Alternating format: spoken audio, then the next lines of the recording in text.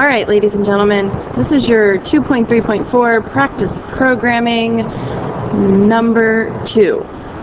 So the first thing you need to do is open your VEX Robot C for VEX Robotics, and you are going to do what we talked about in the first video. Remember, the first thing you always need to check before you start a code is go to Robot, Platform Type, make sure it's 2.0 Cortex, and Natural Language PLTW. The next thing you're going to do is go to Open Sample Program. What just happened? Go to File, Open Sample Program, look for the PLTW folder, and open the PLTW template. Now remember, in this template, a lot of things are already typed for you, but you still need to fill in the blanks. The project title is 2.3.4, Practice Programming.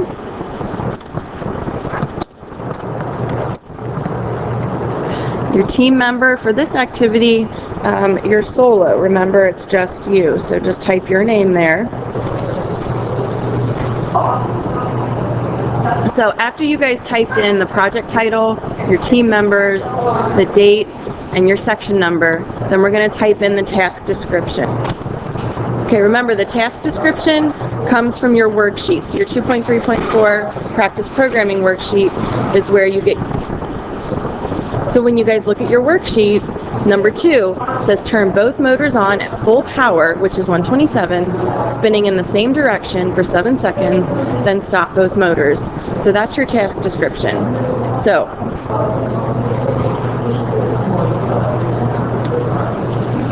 turn both motors on at full speed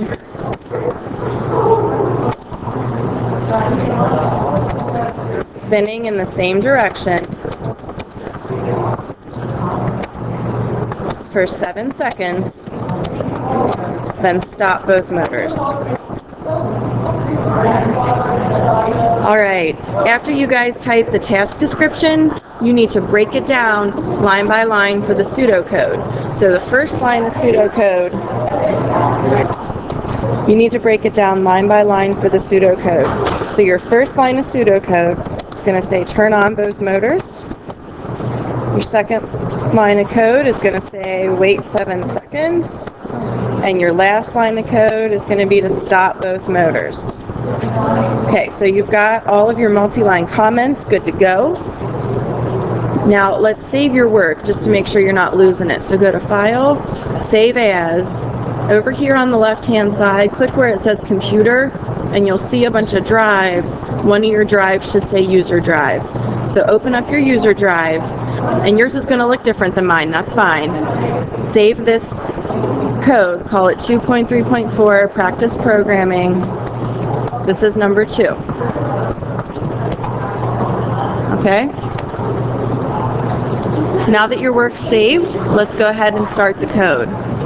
Remember, this comment, we never really need this comment, so you can always delete that one.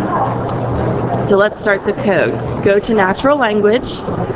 Under Movement, our first line of code should be to turn on both motors. So we're going to pull in Start Motor.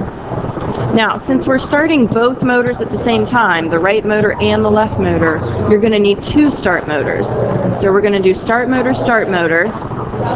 And Robot C works really, really fast. It does not matter which one you start first. You can start the right one first, then the left one, or you can start the left one first, then the right one. Either way, you're not going to be able to tell the difference because Robot C is going to run this code so fast, you won't be able to tell which one started first and which one started second. Remember, when you type right motor, capitalize that M. When you come down here and type left motor, capitalize the M again. Now, we're doing this at full speed. Full speed's 127. Now, they're supposed to be spinning in the same direction, but we'll talk about that in just a minute. Don't worry about that yet. They're supposed to be turned on at full speed, spinning in the same direction for 7 seconds.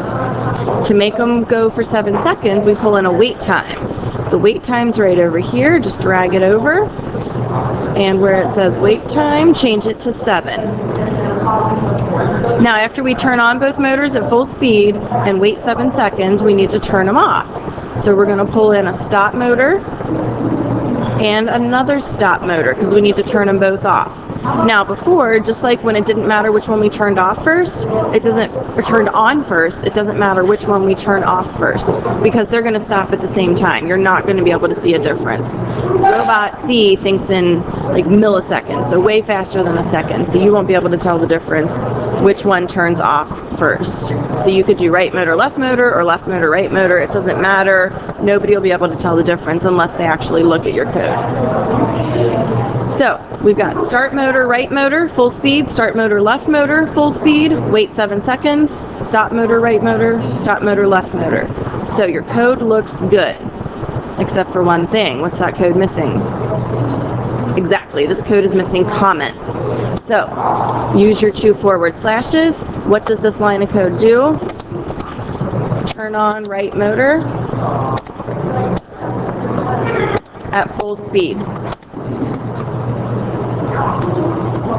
What does this line of code do? Turn on left motor at full speed. 2 forward slashes. What does this line of code do? Makes you wait 7 seconds. These last 2 lines of code turn off the motor. So this line turns off the right motor.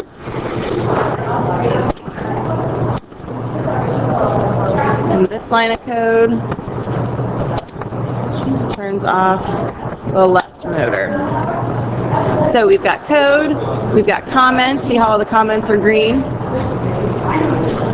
We've got pseudocode, we've got a task description, a project title, and all that stuff at the beginning.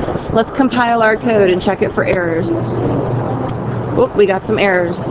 Down here, line 21 and 22, we have errors. Undefined variable, right motor, left motor. So if I scroll down to line 21 and 22, so I need to look at these variables and figure out what's wrong with them. Why is my right motor, left motor not being recognized? If you look at the top of your code, there's no pragma statements. You never did your motor and sensor setup. So we still need to do that. So in motor and sensor setup, we need to make sure we're on the motor tab, and we need to tell the robot that we're going to plug in the right motor in port 1. It's a VEX 393 motor. We're going to plug in the left motor in port 10. It's also a VEX 393 motor. And after we run the code, if they're not spinning in the same direction, then we're going to check reverse for one of them. It won't matter which one you check reversed, but if they're not spinning in the same direction, if you reverse one of them, then they'll both be spinning in the same direction. So for now, don't check reverse. Let's just see what happens. Click apply and click OK. Now, see how you have pragma statements up here? Motor, motor, port 1, port 10, right motor, left motor. If you compile the program again, see how the errors went away? And we can scroll down and look at the code. The code all looks good now. So the code's compiled. Let's save it one more time. And now let's download it to the robot. Make sure that right motor's plugged into port 1, left motor's plugged into port 2. Go get your orange cable and your battery, plug it in, and send it to the robot. Go ahead and pause the video while you do that. Okay, now that you've sent this to the robot, did the wheels turn in the same direction? If they didn't turn in the same direction, you need to go back to motor and sensor setup and reverse one of them. It doesn't matter which one you reverse, but if they're not turning in the same direction, one of them needs to be reversed. Otherwise, your robot's just going to spin in circles. It's not going to go anywhere. So reverse one of them, click apply, click OK. Now, if you look at your pragma statements, it tells you the right motor in port 1 is reversed. So compile the program. Okay, we still don't have any errors, which is good. Now you can download it to the robot and see if they're both spinning in the same direction. All right, are they both spinning in the same direction now? Good work, guys. Save your code and print it out. Make sure you send it to the 4250 printer. That printer needs to say 4250 and you can print it out. All right, good job, guys.